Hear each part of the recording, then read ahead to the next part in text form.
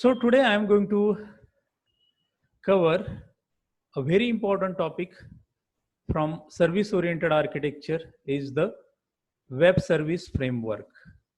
So generally service oriented architecture is implemented with the help of web services, and these web services are again created by the user, by the developer, with the help of web service framework.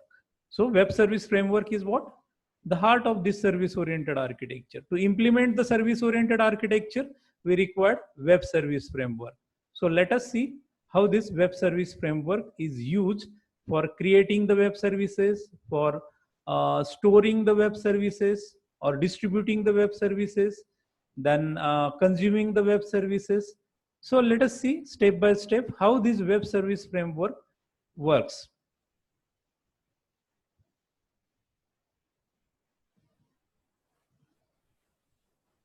So the starting point of web service framework is service provider.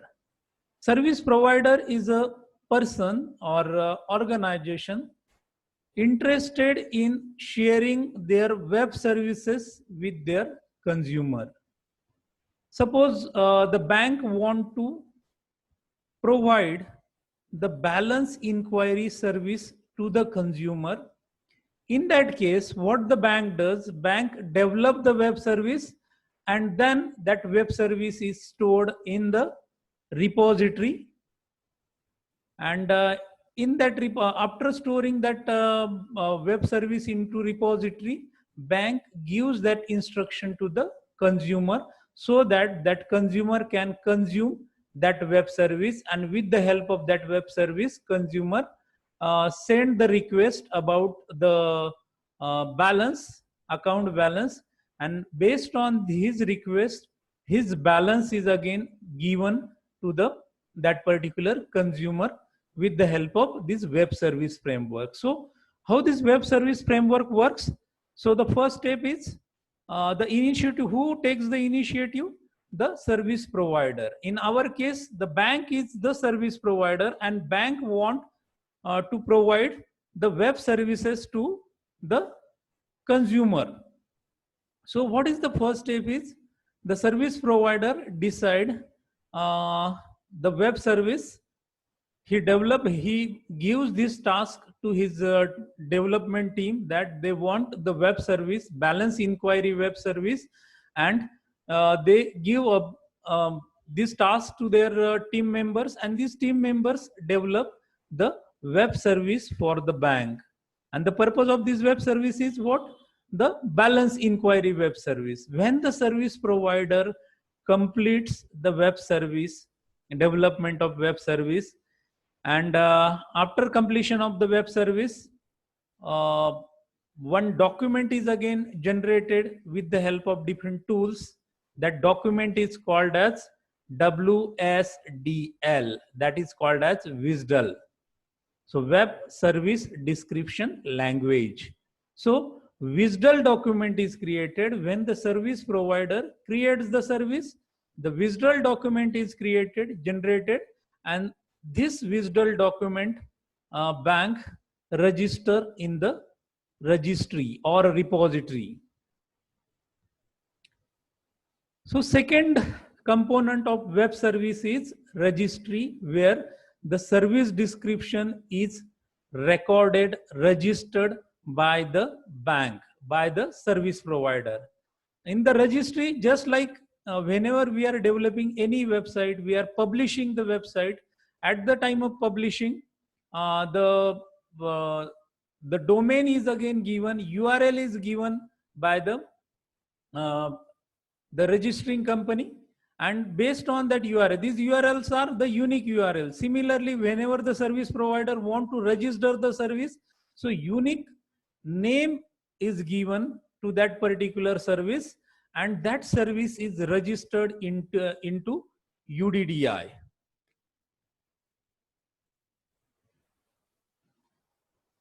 UDDI, the full form of UDDI is Universal Discovery Description Integration. So in UDDI document, in registry document, service provider, bank register the service with the help of WSDL document. So let us see.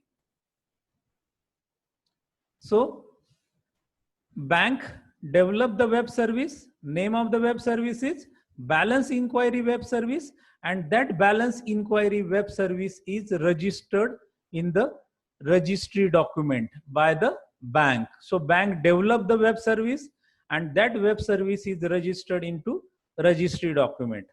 Again, which technology is used by the bank? So bank uses different technology. They may develop the web service in ASP.NET, in Java, in PHP, in Python. So you are free to develop the web service in any technology.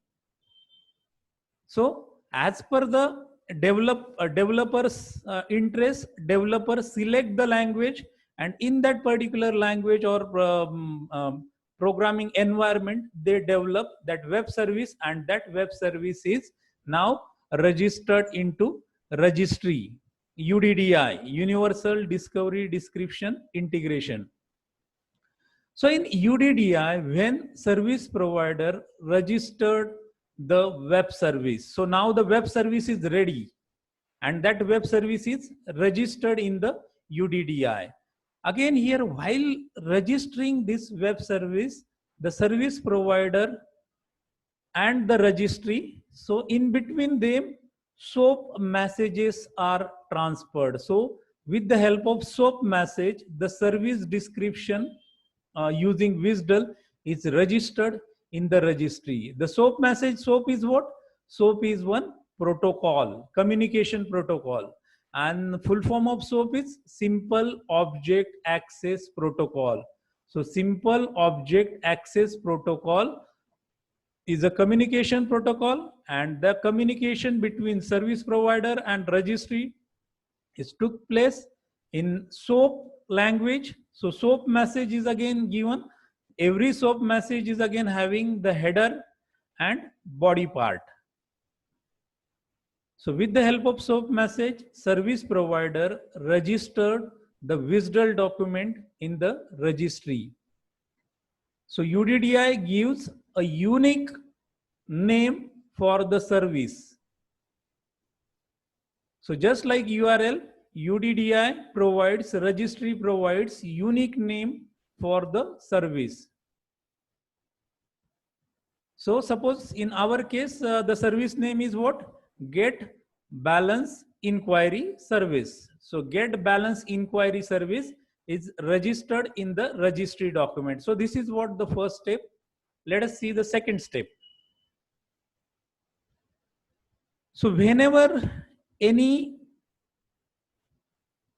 app development organization want to develop the mobile app for that bank, then what that service consumer does, they checks that that service is available in the registry or not. The service consumer, the mobile app developer, only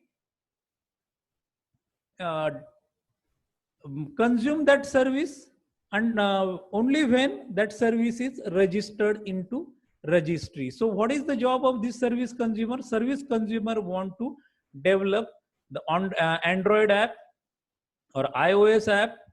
So this service consumer, so bank contacts the service consumer. Bank is not giving directly the access of the server.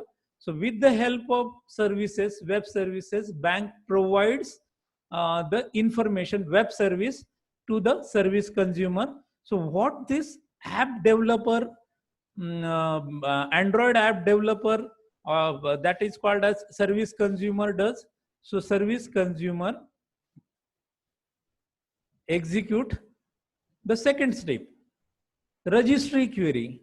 So service consumer search that service in the registry, that balance inquiry service is available in the registry or not. So service consumer send the query, registry query, to the registry document, to the UDDI document, Universal Discovery Description Integration. So registry query is given by service consumer to the registry document. So search the service in that registry, that service visual is available, service description is available or not. If the service description is available, then and then only service consumer can consume that web service. So that communication also took place between service consumer and the registry is in the form of SOAP protocol, simple object access protocol. It's a communication protocol. So service consumer communicate his query with the help of SOAP message. As I have said, that SOAP message is again having the header part and the body part. With the help of SOAP message, that header and body part is again maybe XML is used for that. So SOAP messages are again forwarded, and with the help of SOAP message, so registry queries took place.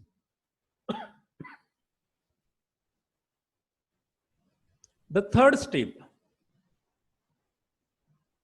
if that service is registered service, that service is registered in the registry, then the service consumer received query response using the WSDL. The WSDL is received by the service consumer. Now the service consumer is able to retrieve that service with the help of WSDL document.